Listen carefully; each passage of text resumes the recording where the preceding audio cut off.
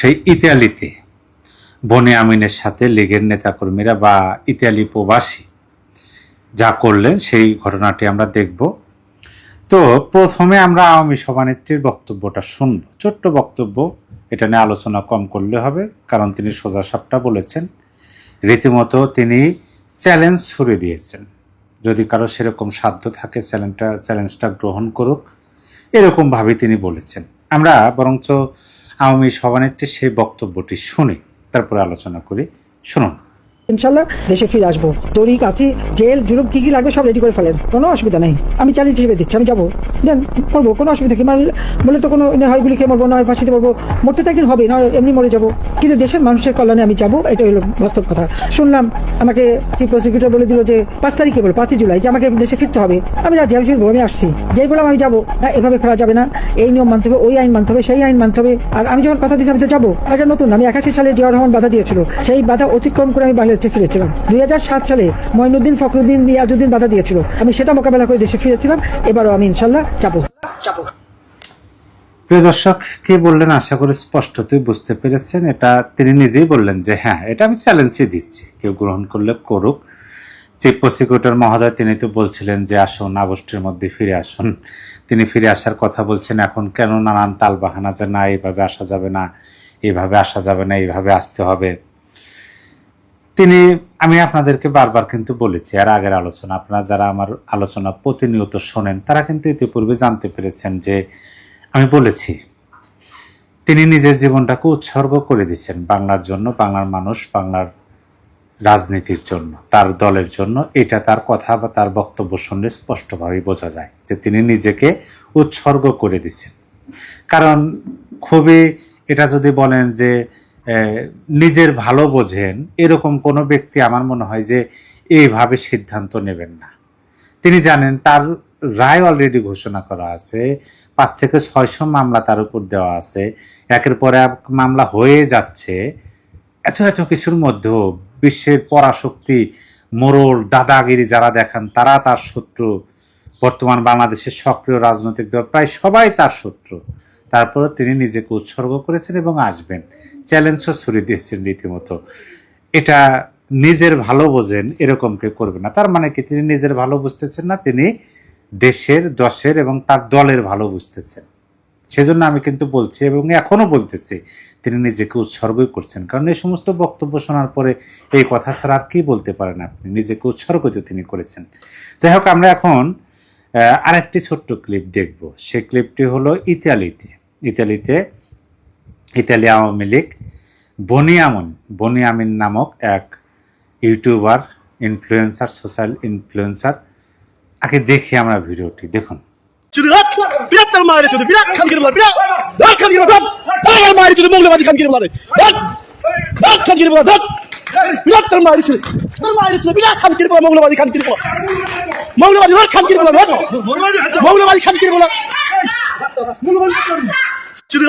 বিরাট মায়ের চুরি, বিরাট খানগির বলা, বিরাট খানগির বলা, বিরাট মায়ের চুরি, মৌলবাদী খানগির বলা, বিরাট খানগির বলা, বিরাট মায়ের চুরি, বিরাট খানগির বলা, মৌলবাদী খানগির বলা, মৌলবাদী খানগির বলা, মৌলবাদী খানগির বলা।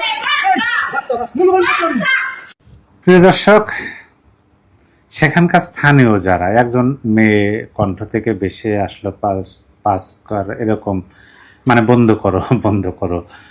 বনি আমিনের সাথে যে ঘটনাটি ঘটলো দেখলেনই তো। এটা বিভিন্ন জন বিভিন্নভাবে দাবি করতেছে। কেউ ক্যাপশন দিচ্ছেন যে ইতালি প্রবাসীরা এই কাণ্ড ঘটাচ্ছেন, কেউ ক্যাপশন দিচ্ছেন যে ইতালি আওয়ামী পরিবার, আবার কেউ ক্যাপশন দিচ্ছেন ইতালি ছাত্রলীগ। যাই হোক, যারাই ঘটনা তো ঘটছে, ঘটনা তো আমরা দেখলাম। এটাকে বলা হয় উত্তম মধ্যম বলা হয়, মাধ্যম না, মধ্যম, আকার নাই। এটা দেখেন, দেশ বিরোধী, স্বাধীনতা এবং সংবিধান বিরোধী, প্রকৃতপক্ষেই বিশ্বের যে প্রান্তেই থাকুক না কেন, তার মনের মধ্যে যদি দেশপ্রেম থাকে, দেশের প্রতি ভালোবাসা থাকে, টান থাকে, এবং দেশটা যেভাবে জন্ম হলো সেটার প্রতি সম্মান, শ্রদ্ধা থাকে, এবং তখনকার সময় মহান নেতা যিনি ছিলেন তার প্রতি ভালোবাসা, শ্রদ্ধা থাকে, তাহলে এই সমস্ত যারা দেশবিরোধী কথা বলেন বা দেশবিরোধী আদর্শ ধারণ মনের মধ্যে করেন, তাদের দেখলে কিন্তু মনের মধ্যে একটা অন্যরকম পরিস্থিতি তৈরি হবে এবং হয়, যেটা আমরা অতীতেও এবং বর্তমানে এখনো দেখতেছি, যেটার আবার বহিঃপ্রকাশও ঘটে। এতে কে কোন দলের, কে কোন লীগের বা শুধুমাত্র সাধারণ না, এটা নয়, দেশপ্রেম থেকে এই কাজগুলো কিন্তু হয়। তাকে প্রথমে ভালোই মনে করেছিলাম। এই বনিয়ামের ভিডিও আগে দেখতাম, কিন্তু 5ই আগস্টের, এই জুলাই আগস্ট আন্দোলনের সময়কাল থেকে এবং পরবর্তী সময়তে যেভাবে বক্তব্য দিয়েছেন এবং মিথ্যাচার করেছেন তিনি, তার একটা বক্তব্য আমি শুনেছিলাম। আওয়ামী সভানেত্রীর বিরুদ্ধে তিনি দিয়েছিলেন, তিনি কথা বলতে পারেন না, তার হাত পা অচল হয়ে গিয়েছে নাকি, এরকম তিনি একজন অথর্বের মতো হাসপাতালে বেডে কাতরাচ্ছেন, এইভাবে মিথ্যাচার করেছিলেন এই বনিয়ামিন।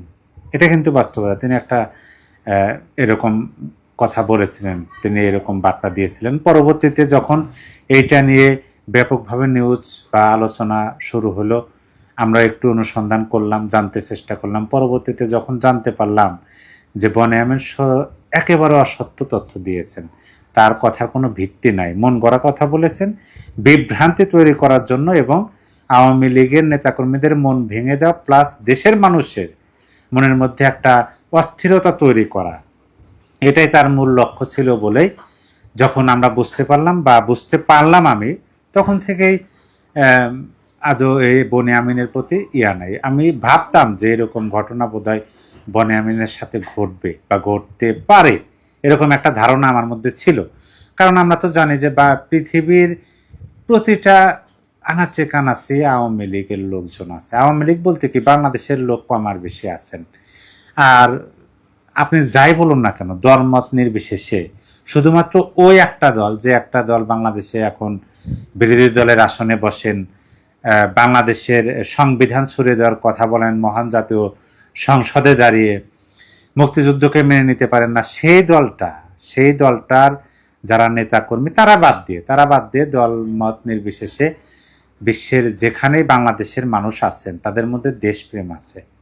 তারা দেশকে ভালোবাসেন, তার মাকে যেমন ভালোবাসেন, দেশকে ঠিক তেমনই ভালোবাসেন। তার পরিবারের প্রতি যেমন টান, এই দেশের প্রতি তাদের সেরকম টান আছে। তারা তো বিশ্বের সকল জায়গাতেই আছে। আর আমরা জানি যে এই সমস্ত দেশবিরোধী কথাবার্তা বা আদর্শ যারা ধারণ করেন, তারা বিশ্বের কোনো জায়গাতে একেবারে বুক ফুলে থাকতে পারবেন, এটাও বিশ্বাস হয় না।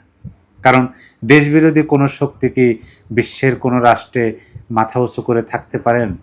তাদের নিচু হয়ে থাকতে হয়, তাদের ঘাড় নিচমিক দিয়ে থাকতে হয়, তারা উঁচু করে থাকতে পারেন না, কারণ তাদের আদর্শটা তো সঠিক নয়, একেবারে কি বলে ভুল একটা বিষয় তারা নিয়ে ধরে আছেন।